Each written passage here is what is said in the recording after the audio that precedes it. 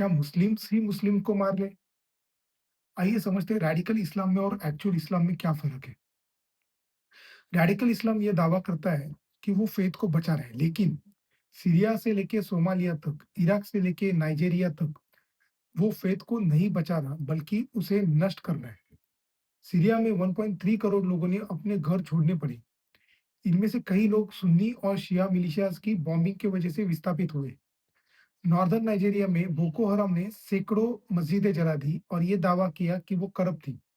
Yemen में Houthis fighters ने शिया इस्लाम के नाम पर सुन्नी टाउन्स पर बॉम्बिंग की और उसके बदले में सऊदी बॉम्ब्स गिरे।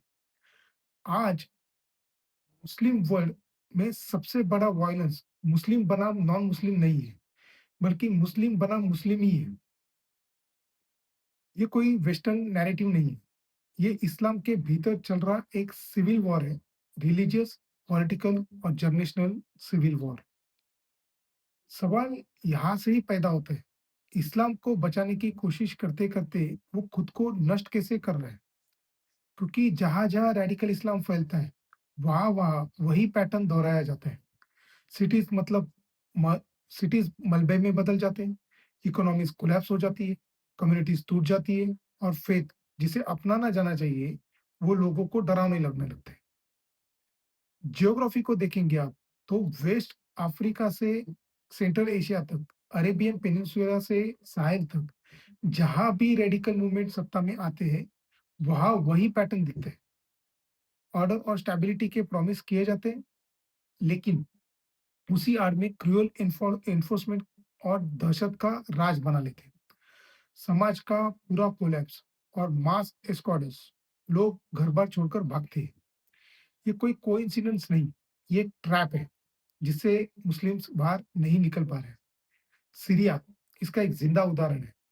2011 से पहले सीरिया एक मिडिल इनकम कंट्री था, जहां फंक्शनिंग इंफ्रास्ट्रक्चर और रीजनल ट्रेड था। आज क्या हालत है? 90% से ज्यादा सीरियन पॉवर्टी में जी रहे हैं। देश की आधी इंफ्रास्ट्रक्चर डिस्ट्रॉयड हो चुकी है। अलीपो जैसी सुंदर सिटी आज कोलैप्स कब्रिस्तान बन चुकी है। 1.3 करोड़ लोग मारे गए या तो विस्थापित हुए। वर्ल्ड बैंक के मुताबिक सीरिया की इकोनॉमी 50% से ज्यादा श्रिंक हो चुकी है।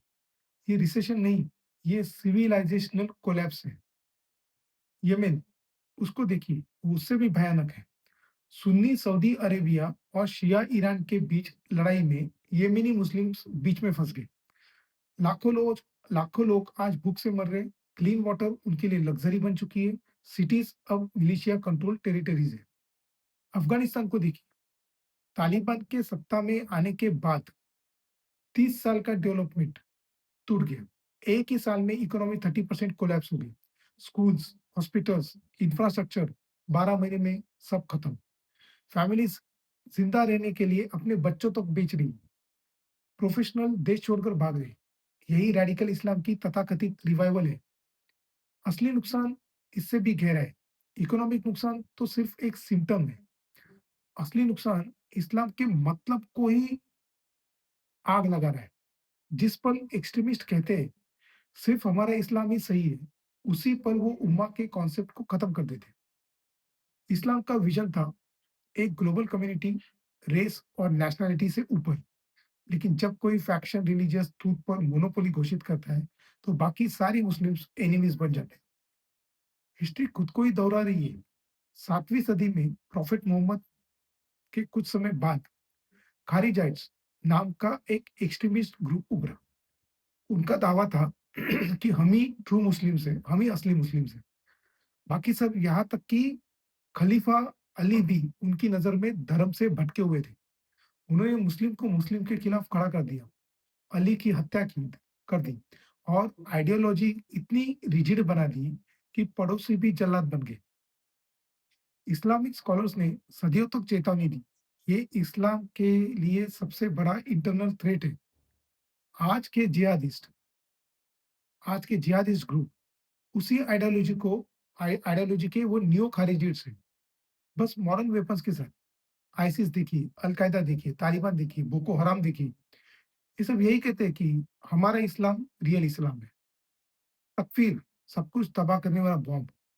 तकफीर का मतलब है किसी मुस्लिम को काफिर या तो अनबिलीवर घोषित करना। एक बार आपने ये मान लिया, तो फिर तो कोई सीमा ही नहीं बचती। बिलीवर्स को मारना फॉरबिडन था, अब वो रूल भी गायब है। दया और संयम ये इर्रिलेवेंट हो चुके हैं, क्योंकि आप मुस्लिम को नहीं मार रहे, आप धर्म से घिरे हुए लोगों को खत्म कर रहे हैं। ये एक ऐसा ट्रैप है जिसके बाहर निकलने का कोई रास्ता अब बचा नहीं है। ये एंडलेस एंडलेस वायलेंस है। आप अफगानिस्तान में तालिबान, शिया हजारस और सूफीज को डेविएंट मानते हैं। इराक और सीरिया में आईसिस ने शियाज के खिलाफ जेनोसाइड चलाया। पाकिस्तान में शिया डॉक्टर्स, टीचर्स और लॉयर्स मारे गए। नाइजीरिया में बोको हराम ने सुन्नी इमाम तक को नहीं छोड़ा है। एक्सट्रीमिस्ट आपस में लड़ते हैं कभी-कभी, जैसे आईसिस बनाम अल-कायदा भी लड़ते हैं। तालिबान के अंदरूनी फैक्शंस भी है जो एक दूसरे के साथ अपने आप में ही लड़ते रहते हैं। एनिमिस्ट लिस्ट इसी तरीके से लगातार बढ़ती जाती है। कोई भी सोसाइटी इस चीज को लंबे समय तक सहन नहीं कर सकती। यंग जनरेशंस इससे दूर जा रही। मोसुल ने एक युवक ने कहा कि I have trauma from this religion. उसने कुरान के कोट्स के साथ लोगों को जिंदा जलते देखा। वो इस्लाम और वायलेंस को एक साथ जोड़ ही नहीं पाया। उसने फेथ छोड़ दिया, अपना धर्म छोड़ दिया और ऐसा करने वाला वो अकेला नहीं था। सर्वेस दिखाते हैं कि युवा पीढ़ी इस रिलीजन से दूर होती जा रही है। इनका कहना है कि अगर इस्लामिक स्टेट्स ऐसा दिखता है तो हमें नहीं चाहिए। ब्रेन ड्रेन और चुराए गए फ्यूचर्स आप देखिए। अफगानिस्तान से डॉक्टर्स, इंजीनियर, टीचर्स भाग गए। 2024 तक 3.6 मिलियन अफगान देश छोड़ चुके हैं। यूनिवर्सिटीज खाली है, हॉस्पिटल्स में सर्जन्स नहीं है, गवर्नमेंट्स काम नहीं कर पा रही। Syria, Iraq, Yemen, Libya, Somalia, हर जगह पर यही कहानी है। एजुकेशन की हत्या। नाइजीरिया में बोको हराम ने 1400 स्कूल जला दिए, 2000 टीचर्स को मार दिया। अफगानिस्तान में तालिबान ने गर्ल्स एजुकेशन बंद कर दी, वुमन प्रोफेसर को क्लासरूम से बाहर कर दिया। एजुकेशन को नष्ट करने का मतलब है सिर्फ एक जनरेशन नहीं, कई जनरेशंस को बर्बाद कर देना, जो मुस्लिम्स अभी फिलहाल कर रहे हैं। Syria, Afghanistan, Yemen economic implode हो चुकी है। लोग खाने के लिए अपना सामान बेच रहे हैं, बच्चों को स्कूल से निकाल रहे हैं। कुछ जगहों पर तो लड़कियों की शादी में लड़कियों को बेचा जा रहा है। यूएन चेतावनी देता है, अगर ये साइकिल चलता रहा तो लाखों लोग वायलेंस से नहीं बल्कि पॉवर्टी से मरेंगे। सबसे कड़वा सच, टेररिज्म के सबसे बड़े विक्टिम्स वेस्टर्नर्स नहीं है, वो मुस्लिम्स ही है जो दूसरे मुस्लिम्स के हाथों मारे जाते हैं। जब रेडिकल इस्लाम जीतता है तो एक्चुअल इस्लाम हार जाता है। वेस्टर्न आर्मीज की वजह से नहीं, आउटसाइडर्स, एनिमीज की वजह से नहीं, बल्कि अंदर की ही पॉइजन की वजह से। आज इस्लाम के लिए सबसे बड़ा खतरा बाहर से नहीं, बल्कि उन मूवमेंट से है जो गन्स और बॉम्ब के साथ उसे डिफेंड करने का दावा करते हैं। अब मेरा अंतिम सवाल ये है कि क्या ये साइकिल रोकी जा सकती है या ये ऐसे ही चलते रहेगा? अपना मत कमेंट्स में बताइए और ऐसे ही डीप ड्राइव वीडियोस के लिए चैनल को सब्सक्राइब कीजिए। Thank you so much.